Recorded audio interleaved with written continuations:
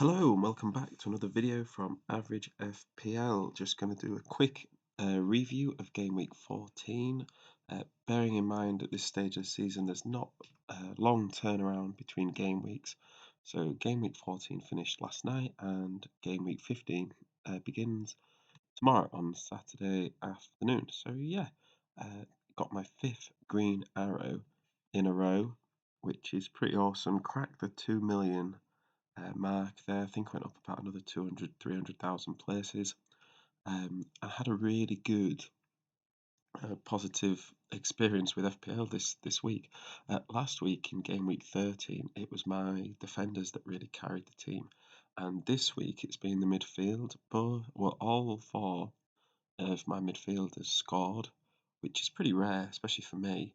I think it was really a game week where if you captained Salah, you did well. If you didn't captain Salah, you probably didn't do well. Um, I thought Liverpool were unlucky not to keep a clean sheet. That would have really boosted it. And, I would have hoped that Man City kept a clean sheet as well, but that's not to happen. And I was also a bit disappointed that Henry started for Brentford because he had a flag going into the game, and if he hadn't, I would have got 5 points from Matt Loughton, who was on the bench. But yeah, Son scored, and I was actually unlucky not to get an assist when his cross came off two Brentford defenders, so therefore no Spurs player got an assist. And Mason Mount got a goal assist, and Smith Rowe scored that goal against Man United, which was a bit controversial, but for fantasy league point of view, I was glad it counted. And Timo Pukki scored as well. Potential concerns going into the next game week are uh, Hwang for Wolves just hasn't really contributed much recently. And I'd like to give him a bit more time, but I think if I was to make any changes, it would be there right now. I've got one transfer for this game week, and I'm thinking of probably rolling it over because ever since I did the wildcard a few weeks ago, my team's fixtures have just looked really good and positive, and I just think keep it rolling. Really, I don't need to force the issue in terms of making transfers. But yeah, um, 5th green arrow in a row. I'm really hoping I can keep that going.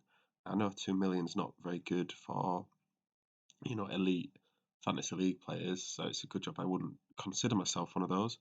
Um, but in terms of the progression of the season, we're nearing the halfway point of the season, and I think really to keep progressing like this would be a really good place to be over the Christmas period.